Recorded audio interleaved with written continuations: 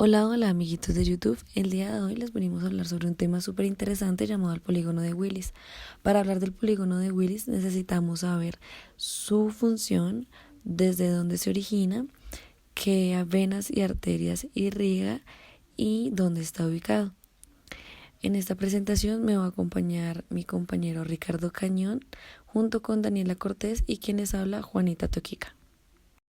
Hola, soy Daniela Cortés. Principalmente les voy a explicar cierta parte de la anatomía vascular del cerebro, ya que el cerebro rige y coordina la totalidad de los sistemas del organismo y además de este, el sistema nervioso general necesitan constantemente el aporte de oxígeno y de nutrientes pues para que cada uno de ellos puedan realizar sus funciones correctamente.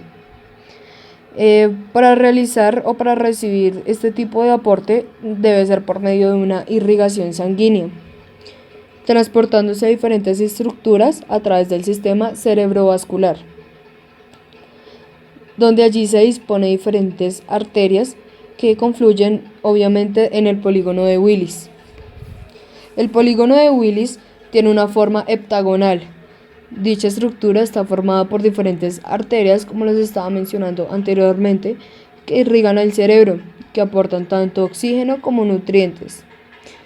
Este se puede ubicar en la parte inferior del cerebro, rodeando el heptágono, que forma estructuras tales como el quiasma óptico, el hipotálamo y la hipófisis. El polígono de Willis se compone de una anastomosis. Anastomosis es un tipo de conexión entre estructuras arteriales del sistema circulatorio tanto anterior como posterior. La función principal del polígono de Willis es dar comunicación esencial en el suministro de sangre entre la parte del cerebro anterior o posterior. También permite que se iguale el flujo de sangre en los dos hemisferios, tanto izquierdo como derecho. La sangre puede llegar a esta área por medio de la arteria de comunicación anterior o la arteria comunicante anterior a partir de la arteria carótida interna derecha. Listo, continuando con el tema, vamos a hablar sobre el origen del polígono de Willis, o sea, de dónde viene. Este se presenta en el arco aórtico o en el callado de la aorta. Entonces, el callado aórtico se desprende de tres ramas principales. Uno que es el tronco brachiocefálico, otro es la arteria carótida común izquierda y por último la arteria subclavia izquierda. El tronco brachiocefálico bifurca dos arterias, una es llamada arteria subclavia derecha y la arteria carótida común derecha. Hola, mi nombre es Ricardo Cañón. Siguiendo el tema anterior de mi compañera, para llegar a la parte posterior del polígono de Willis, tenemos que iniciar desde tres arterias principales, que son la arteria carótida interna, arteria basilar y la arteria carótida externa, que son las que principalmente dan origen al polígono de Willis. La arteria carótida interna, que es la que irriga la base del cráneo y tiene ramas colaterales, que son la porción cervical, la porción petrosa, la porción cavernosa, el sifón carotidio y la porción supracrenoidea. La arteria carótida externa, que es la que irriga la cara, el cuello y el cuero cabelludo. La arteria basilar, que es drenada por la arteria vertebral. La arteria carótida interna y externa forman la anastomosis de la arteria común, que es la que da origen a la arteria cerebral posterior del polígono de Willis. Para hablar del polígono de Willis tenemos que saber por qué está compuesto. Entonces, el polígono de Willis está compuesto principalmente por la arteria pontina, que son unas ramas pequeñas de la arteria basilar. Estas suministran sangre a la parte ventral del núcleo pontino y a la parte lateral de la protuberancia. También tenemos que hablar de la arteria cerebelosa superior, que regula la circulación sanguínea de la protuberancia, el mesencéfalo y el área superior del cerebro. La arteria cerebrosa anterior administra sangre a la superficie inferior del hemisferio cerebroso.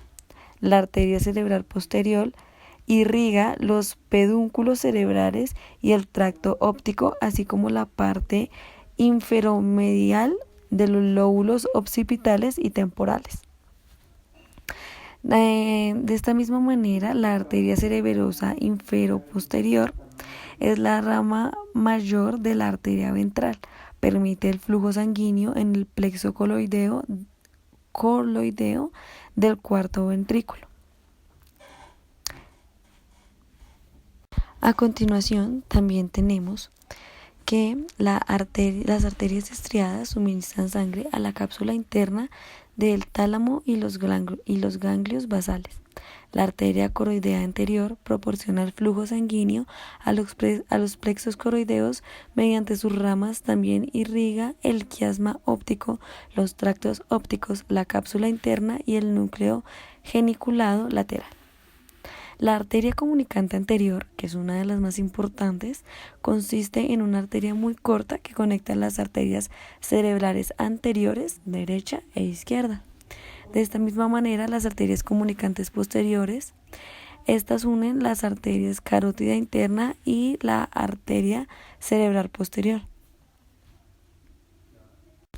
La arteria cerebral posterior irriga parte medial y basal del lóbulo temporal o hipocampo, el lóbulo occipital, el esplenio del cuerpo calloso y el tálamo.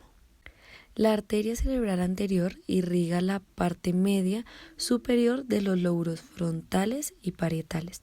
A través de la arteria de Hohenberg irriga estructuras subcorticales, caudado y parte anterior de la cápsula interna.